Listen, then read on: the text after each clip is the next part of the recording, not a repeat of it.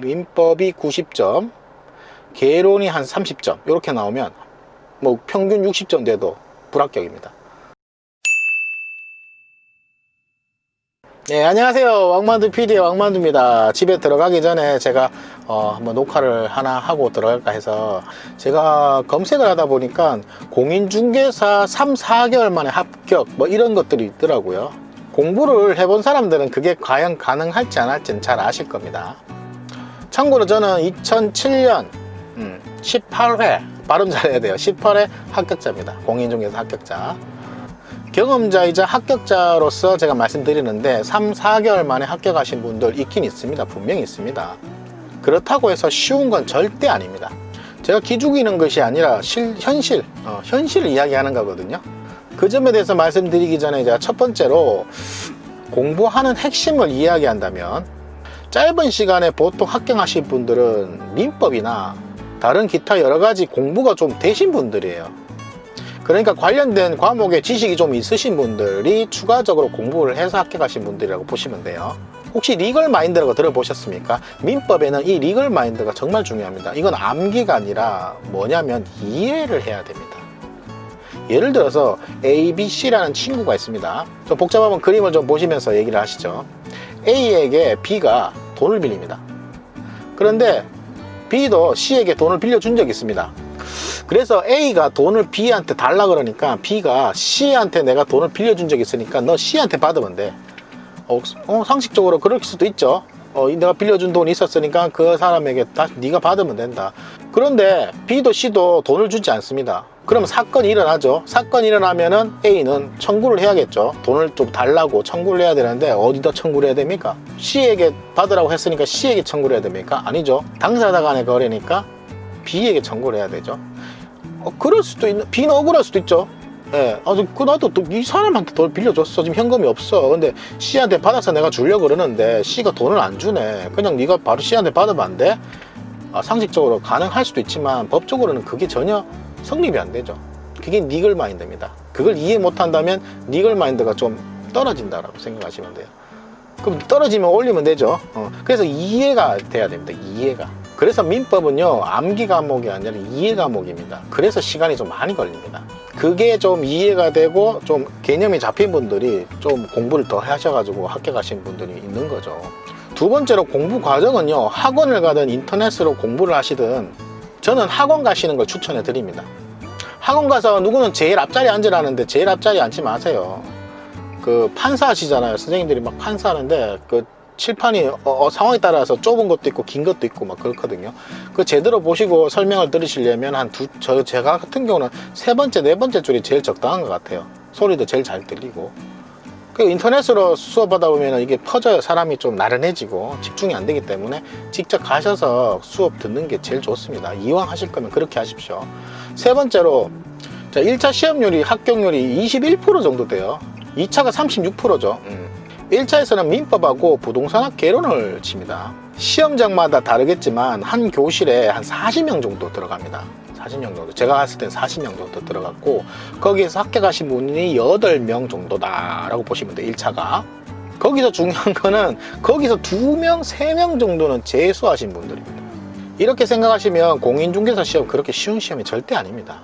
2차 시험은요, 1차 시험 합격하신 분들이 보는 시험인데 1차 합격하시면요 1년 정도 인정을 해줘요. 그 다음에 칠 때 2차 시험 칠 때 1차 안 치셔도 돼요. 그래서 시간이 짧으신 분들은 1차만 공부하시고 그 다음에 2차를 하시는 분들도 꽤 많습니다. 그래서 1차 시험 끝나면 나가시는 분들도 있어요. 처음에 저는 왜 나가지? 1차만 좀 늦게 시작하신 분들이라거나 아니면은 평소 시간이 잘 안 나시는 분들은 1차 공부하고 2년 정도 계획해서 2차 시험 치고 이렇게 하시는 분들도 꽤 많습니다. 대신에 장기적으로 계획을 잡고 가셔야 되기 때문에 좀 지루할 수가 있어요. 뭐 중간에 포기하시는 분들도 꽤 많거든요. 그러니까 시간 안배 잘 하시고 좀 길게 계획을 잡으시기 바랍니다. 그렇게 공부하실 분들은. 2차 시험은요, 세법, 공법, 중개법, 그리고 공시법 이렇게 칩니다. 개인에 따라서 세법이 어렵다는 분들도 있고 대부분 공법이 어렵다 하기도 합니다. 저 같은 경우는 좀 민법은 이해가 빨리 돼서 그런데 개론이 좀 어려웠어요. 그리고 2차에서는 공법이 좀 어려웠고 이건 개인 차이가 분명히 있습니다. 그리고 시험 기준을 말씀드리면은 이게 절대평가입니다. 상대평가는 뭐 누군가가 서로 경쟁을 해서 떨어져야 되는데, 절대평가는 점수만 맞으면 합격이거든요. 그게 평균 60점입니다. 60점 중에 과락이 또 있거든요. 과락이 있는데 1차를 예로 든다면 민법이 70점, 개론이 50점 맞아도 평균 60점 되죠. 합격. 그런데 과락이라는 게 있어요. 그래서 40점 밑으로인데 민법이 90점, 개론이 한 30점 이렇게 나오면 뭐 평균 60점 돼도 불합격입니다. 그러다 보니 1차에서는 무조건 좀 선택지가 없어요. 웬만하면 60점 넘길 수 있게 공부를 하셔야 되는데 2차의 경우는 과목이 많죠. 그래서 좀 힘들다 생각되는 거는 뒤로 미루셔도 돼요. 그거는 제가 시험 한 마지막 한 달 정도 남겨놓고 썼던 방법인데요. 이건 지금 쓰시면 안 돼요. 지금 7월이잖아요. 지금 하시면 안 되고 한 달 정도 남았을 때 공법이 점수가 너무 안 나온다. 그런데 중개법령 있지 않습니까? 그건 민법만 좀 이해가 되면 연관된 것들이 굉장히 많거든요.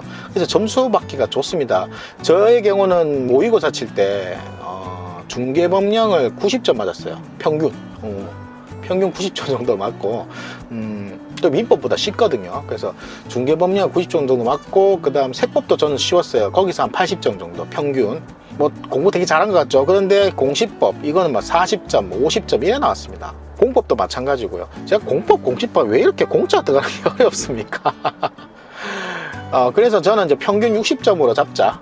평균 60점 잡자 해서 공시법이나 공법은 제가 한 60점 간당간당하게 나올 정도로 공부를 했고요. 나머지 시간은 세법, 중개법령에 집중을 했습니다.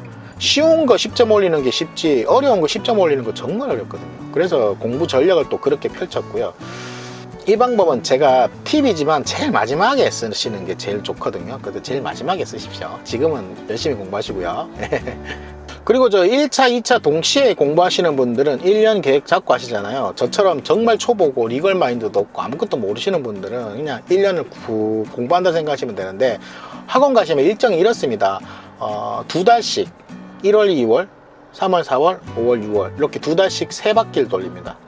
그렇게 6월달까지 3바퀴 돌리고 7월부터는 문제집 풀이 들어갑니다. 이때까지 배운 것들을 어떤 식으로 문제를 내느냐. 그리고 8월이 넘어가면 문제집도 보면서 요약 정리 같이 들어갑니다. 그리고 9월 지나면요 기출 문제를 풉니다. 그러니까 이때까지 나왔던 문제들을 모아서 기출 문제집이 있습니다. 이게 정말 중요합니다. 기출 문제. 제가 그 기출 문제집 덕분에 합격했다 해도 과언이 아닐 정도로 기출 문제 이거 정말 중요하고요. 그리고 매일 하루에 한 번씩 한 과목을 하루에 10시간 뭐 8시간씩 해서 핵심만 정리해주는 그런 수업이 있거든요. 그런 것도 많이 들으시고요. 들으시면서 기출문제 정말 중요합니다. 기출문제에 해당되는 그 범위를 공부하시면 좀 더 빨리 공부할 수 있고 시간도 절약할 수 있습니다. 이렇게 해서 일주일에 한 6일 정도, 그리고 하루에 6시간을 공부한다 생각하시고요.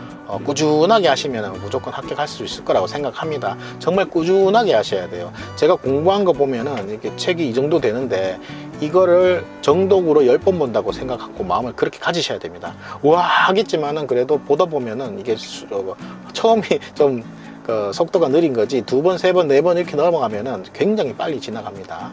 걱정하지 마세요. 처음부터 겁먹을 필요가 없습니다.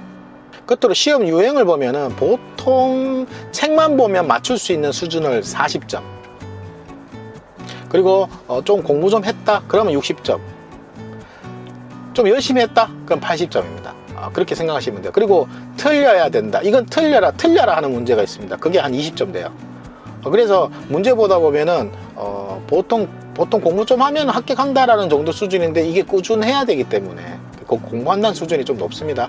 그리고 출제가 좀 어렵다, 이번 시험이 좀 어렵다라고 생각하는 부분은 어떻게 만드냐면 틀려도 되는 문제를 좀 어렵게 만들어서 전면부에 다 배치를 해버립니다. 전면부에 팍 배치를 합니다. 그러면 시작할 때부터 와 어렵다 이렇게 심리적으로 압박이 오겠죠. 그럼 뒤에 문제가 하나도 안 보여요.